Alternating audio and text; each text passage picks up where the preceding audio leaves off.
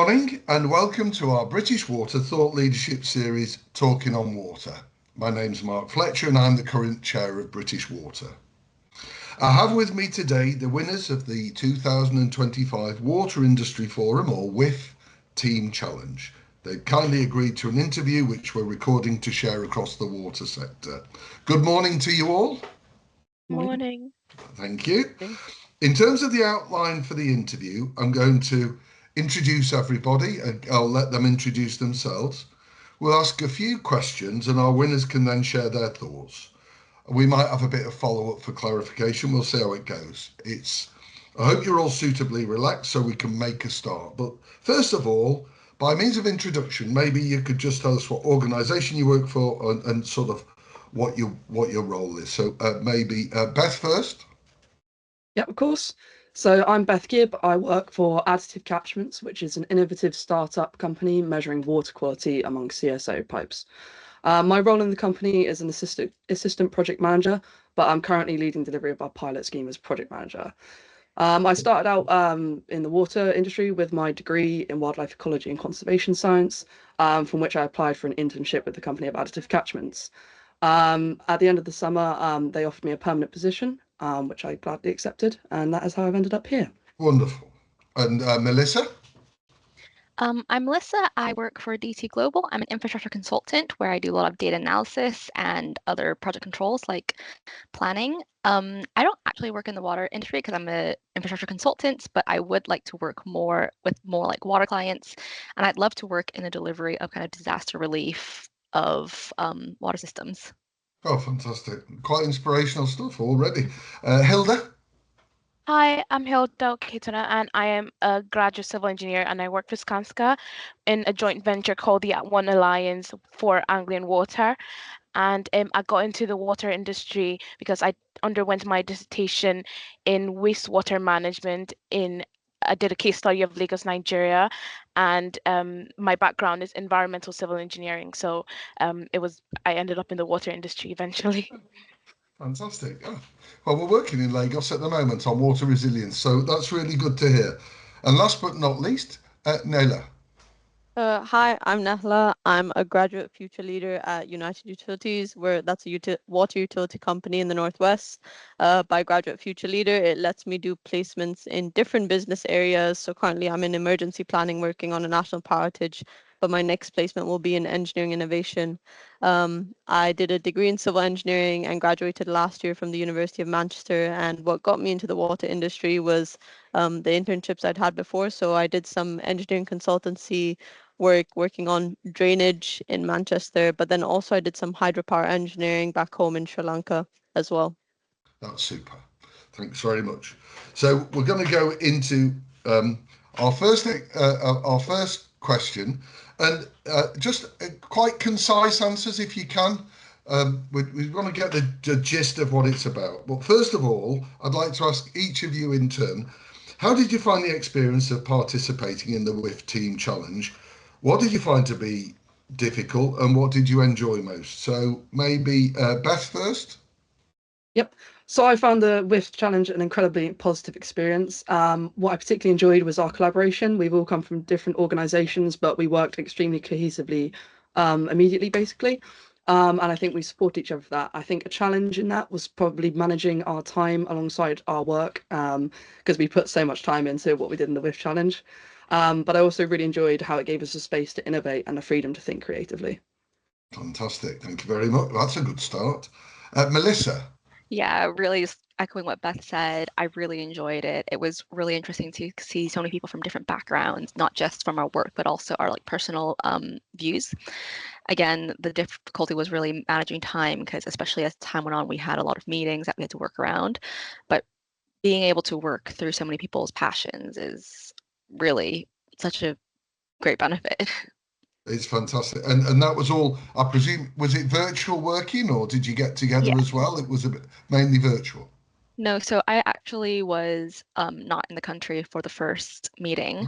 So we were completely virtual. I didn't meet any of them until the actual day of the presentation. But because we had been, chatting every single week for like basically 7 or 8 weeks, it was like I knew them so well. But Beth was a lot taller than I thought.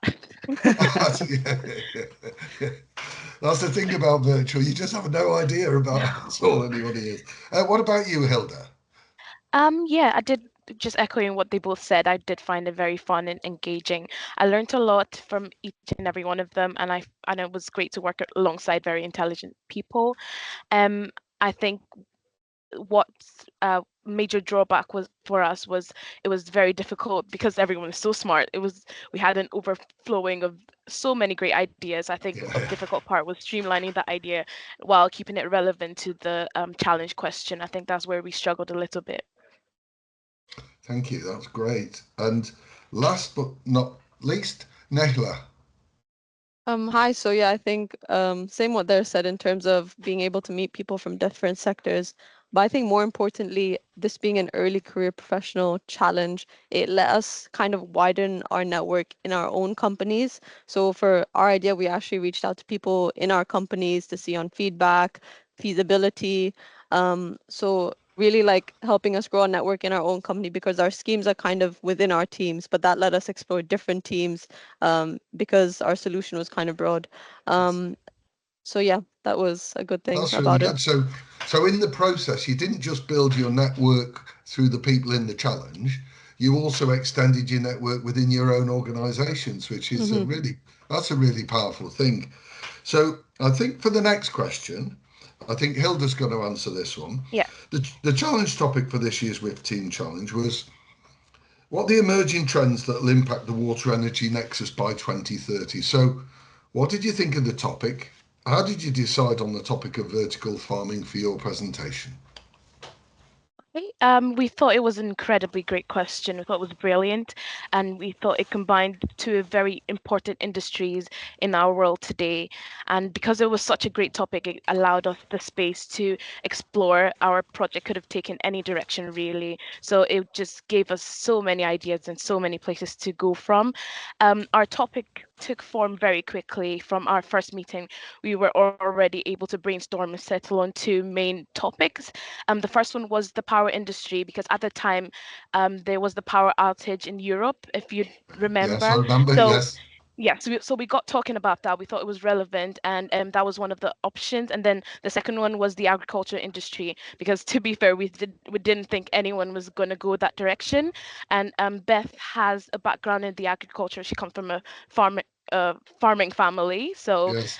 it was great for us. And yes, we thought the agriculture industry encompassed the two themes that were discussed in the challenge. And so from there we were able to take a week and think about it, and then during our first meeting after the brief, we were able to settle on our idea.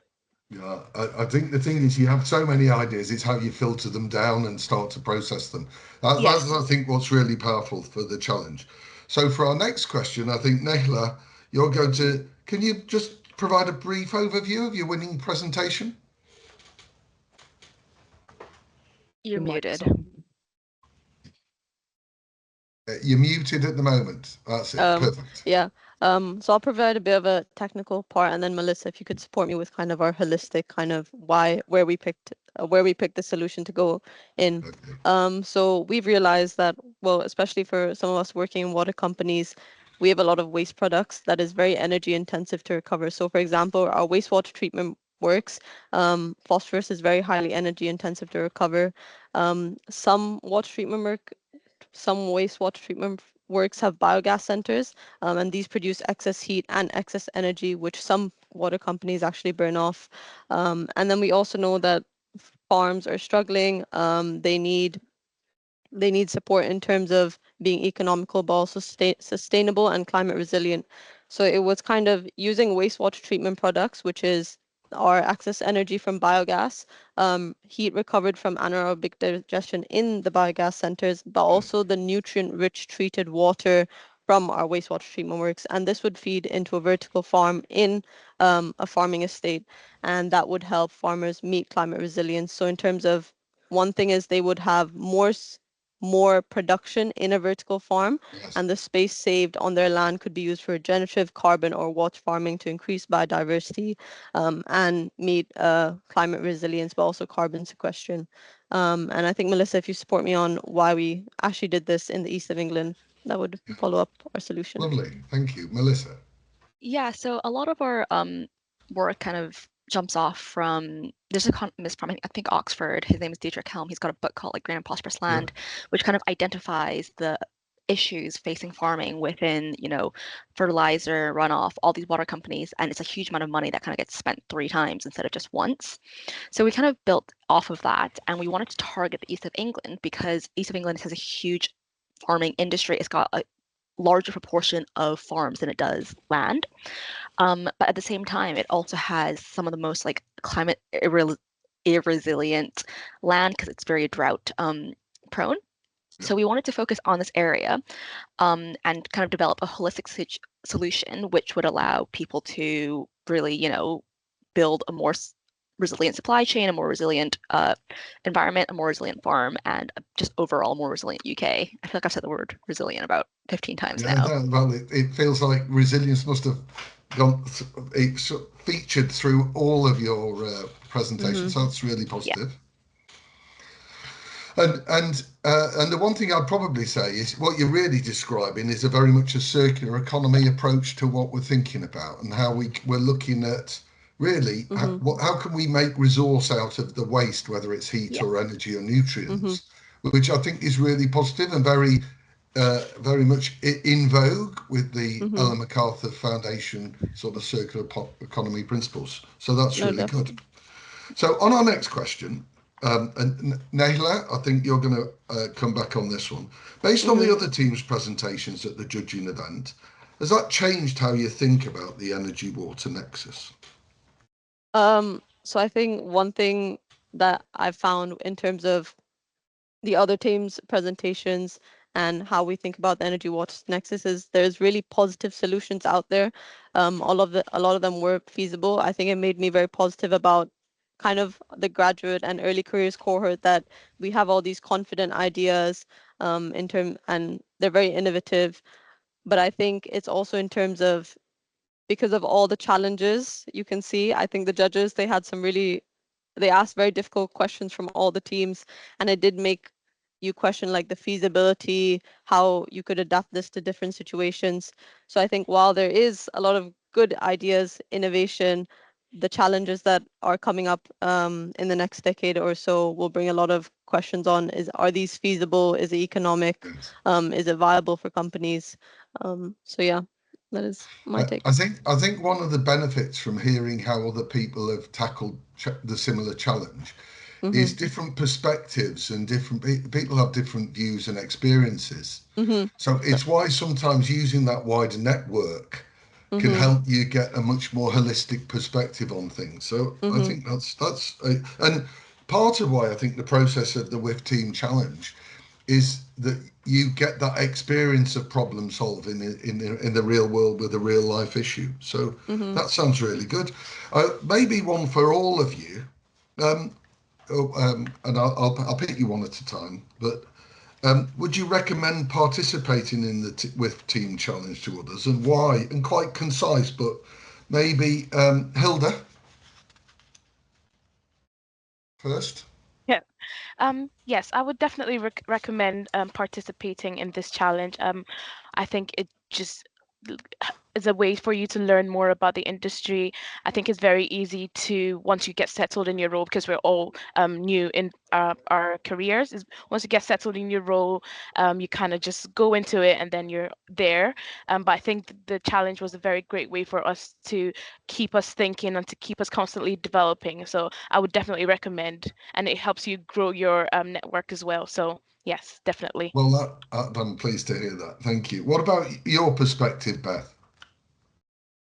Yeah, I think Hilda there covered most of the points. I think it's that giving us that space to change our thinking, because we, as we said, we're so narrowed into our jobs that this is enabling us to think so creatively and just think of all the possibilities.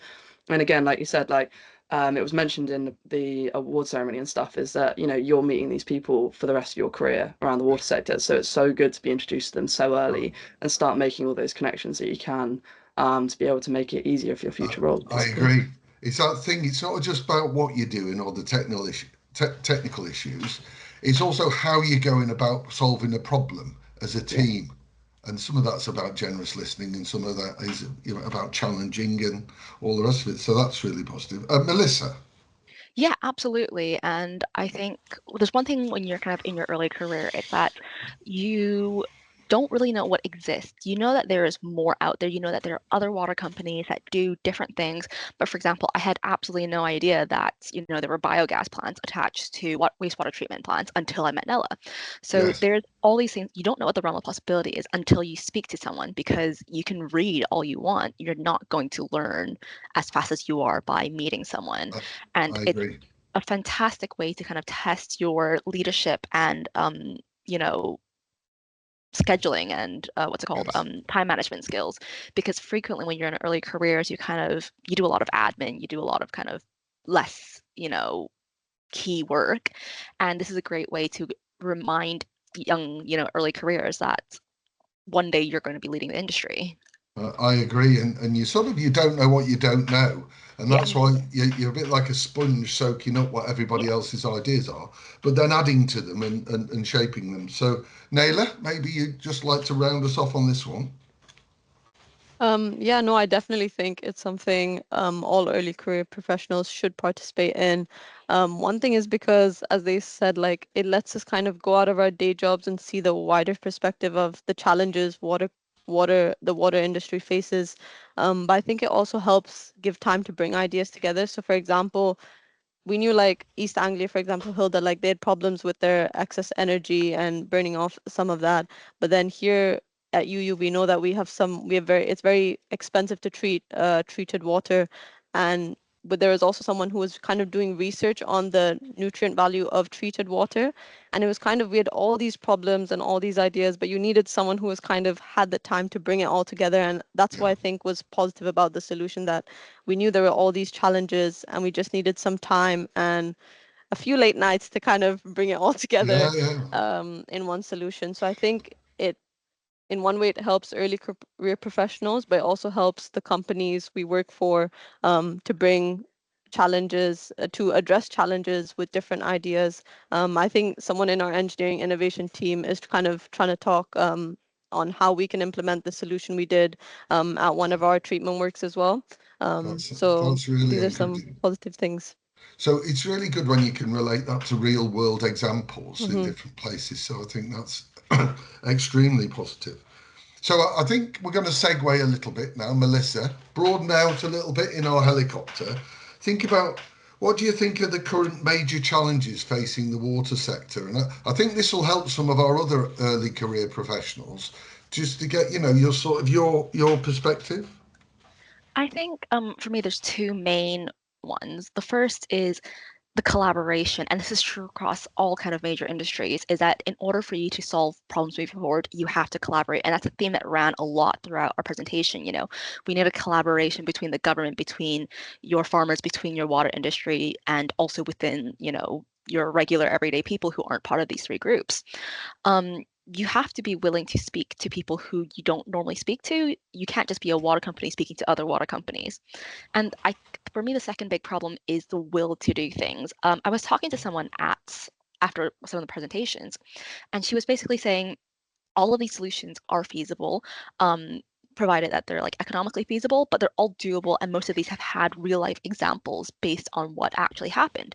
We just need the will to do it. And obviously there's the economic case, and these are companies that want to make a profit, which is where kind of the government piece within our presentation really fits in, is that we have to have some sort of leader that is willing to take some sort of hit somewhere for a little bit for the greater good of water stability. We're having issues with drought. We need to have someone who's willing to actually bite the bullet and do it. I agree, and sometimes that's a first mover, and the industrial first mover, particularly if you share what you learn in the process, it's a really positive thing. But we talk at British Water and the Water Industry Forum about this whole idea of common purpose.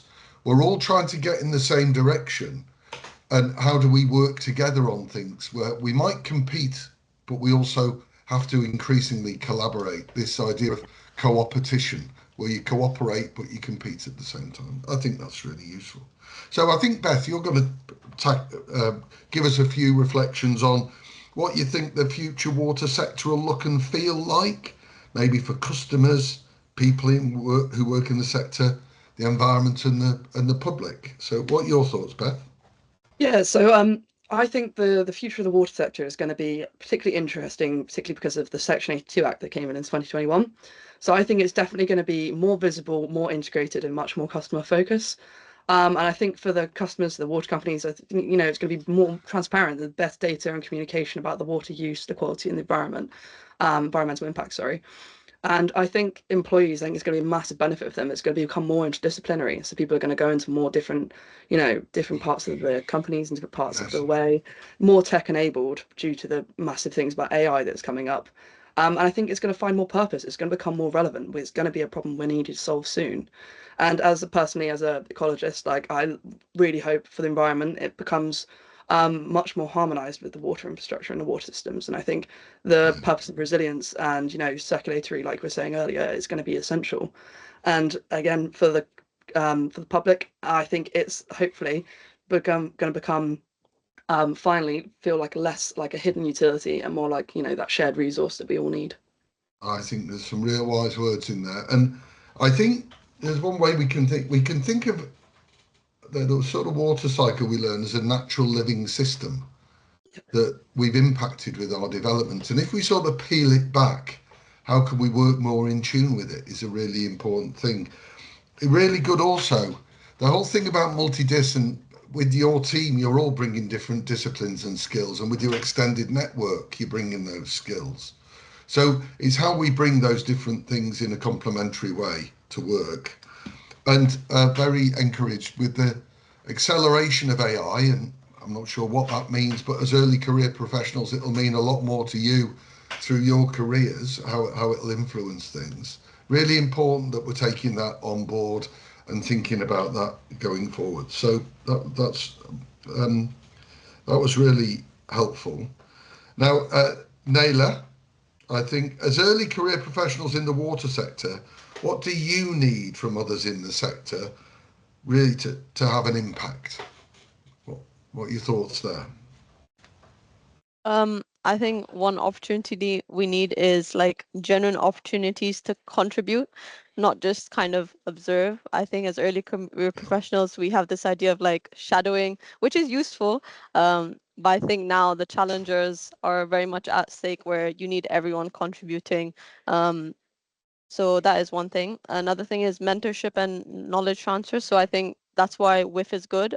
If you get the opportunity to, if you win, to work with a mentor, and also in terms of knowledge transfers, that you're working with different people from different teams to gain knowledge as well.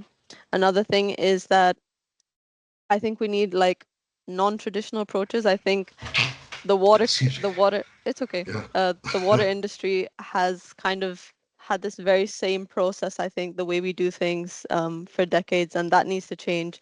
So kind of more innovative approaches, more non-conventional approaches, and as Melissa said, like someone to bite the bullet and kind of just go into this new space of how we can address the current challenges. I agree. And interestingly, innovation isn't just about coming up with new technologies. It can be the way you go about thinking about a problem, the process. I think that's really important.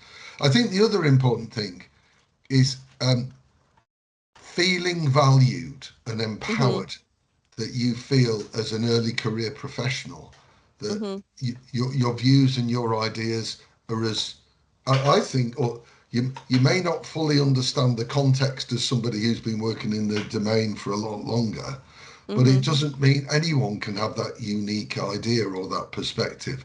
And it's maybe the mentoring helps to instill some of the confidence to do that, but it is about being given opportunity. And I think there's a bit of a shout out to our employers to say, we've got a significant amount to contribute. And value us more, and that's, I think, what WIF and British Water are trying to achieve. So that's really helpful. So Beth, How can British Water and the Water Industry Forum help to inspire young professionals to join the water sector? Well, I think the British Water and the Water Industry Forum are like both organisations are so well placed to start inspiring and creating that visibility and access. I think they have a huge like role to play in showcasing and spotlighting that potential and purpose of the sector.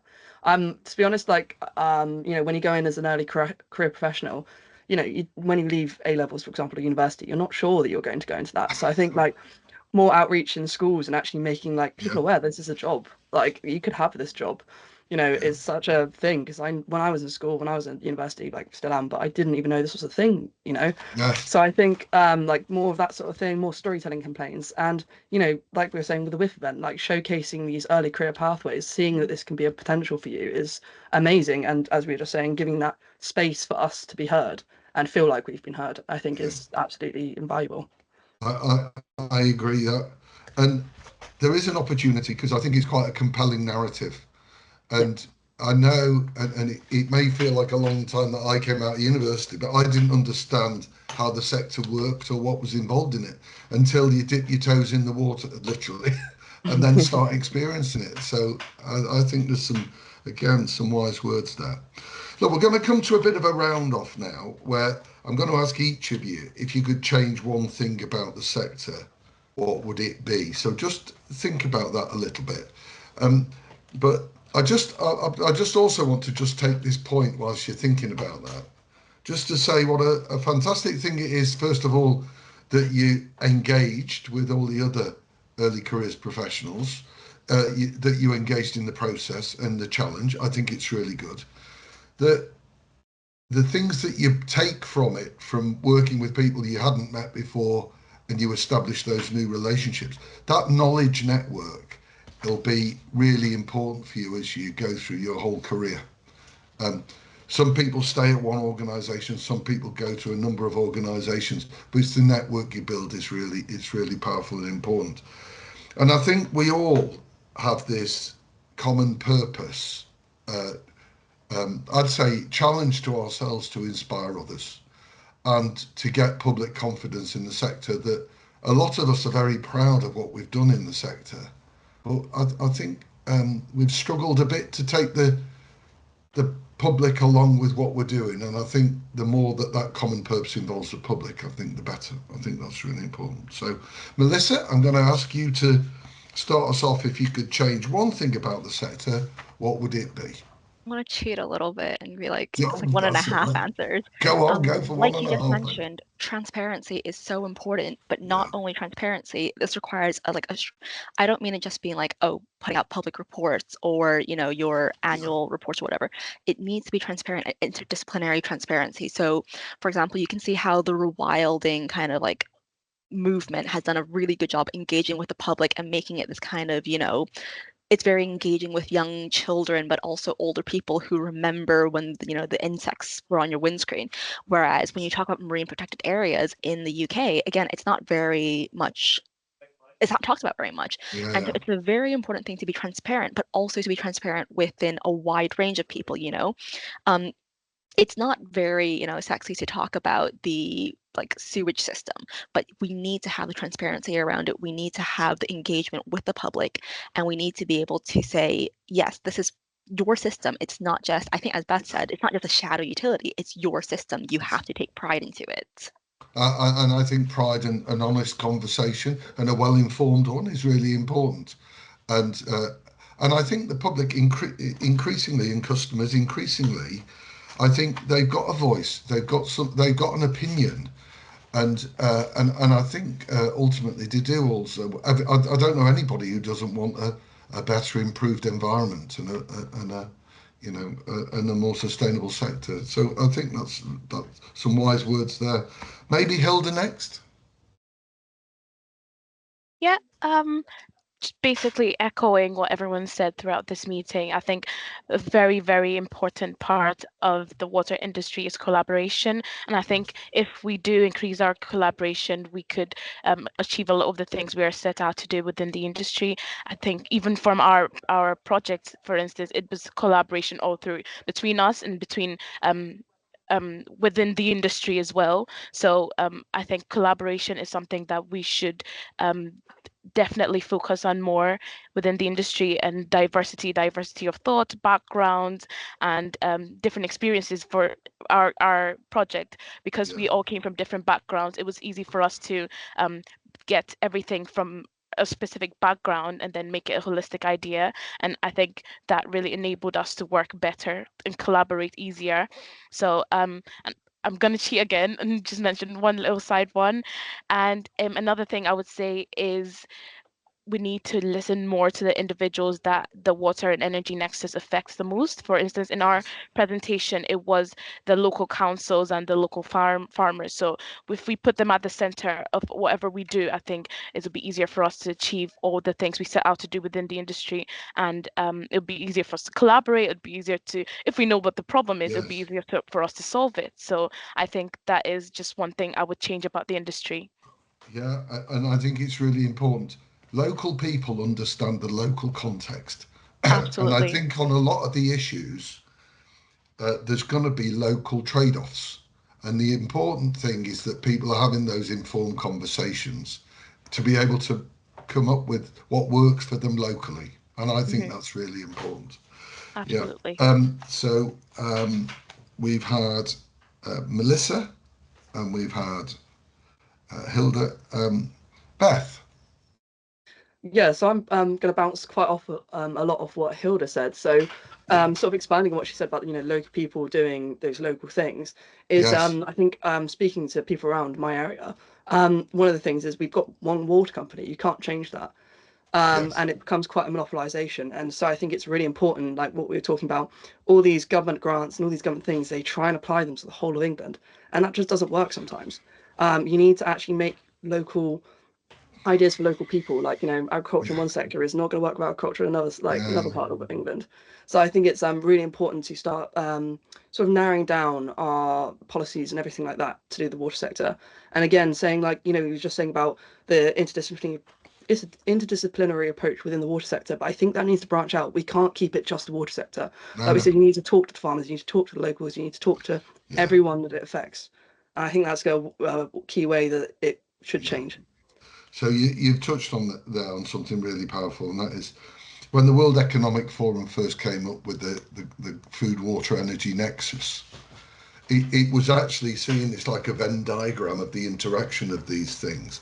And I found you had a lot of people who got deep domain knowledge in water, and quite a few people had deep domain knowledge in energy, but not enough people were talking to farmers, because often the farmers are working at a local scale, and they're not working at an international scale, which is quite useful. Your personal background coming from farming, I think that helps in the way in which you've all brought different things to the table. I think that's really powerful, and there's some really great stuff coming out of this. And last but not by no means least, Nehla, if you could change one thing about the sector, what would it be?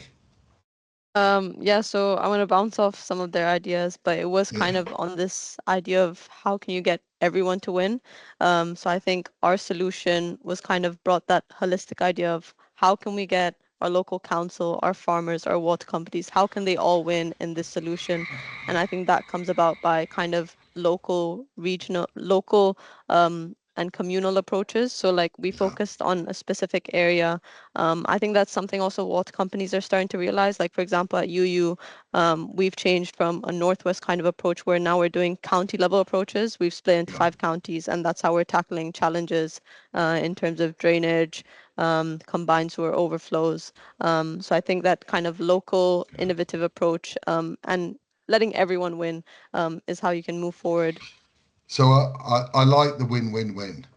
And there is something about, there are multiple benefits from any intervention, right? But if only one party is measuring their own benefit, it's not normally cost effective for them just to pay for that single benefit.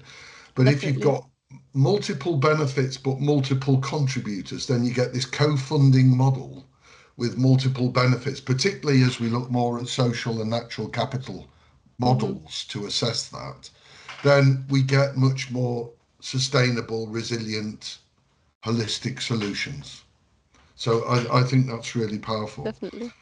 Well, I'd like to thank you all for your willingness to engage and sharing your thoughts, your ideas, your concerns, but particularly what you've learnt in the process. I think it's been very powerful. I think we've touched on some really important issues. If I was to summarise where we've talked about transparency, its interdisciplinarity, working together, this common purpose or this collaboration, this real important in terms of looking at diversity and what we're doing, but also we've got two of these and one of these. It's really important that we listen, and important that we really listen to the local context, so that even the weakest voices have a given equal value. That we look at a water energy nexus very much as a food water energy nexus, and how all those things together, and that we seek this cooperation, multiple benefit co-funding type solution. I want to wish you every success in your respective roles and your ongoing careers on behalf of the Water Industry Forum and British Water, and express any way in which we can help you or support you going forward. But I hope you'll be champions, and I hope you'll inspire others. I think it's really important. Thank you. It concludes our session. I've put a few intentional bloopers in there, but we're not all perfect. I think you've done an excellent job. It's a wrap. I've really enjoyed it, and I look forward to sharing this with everybody else on LinkedIn. So thanks very much.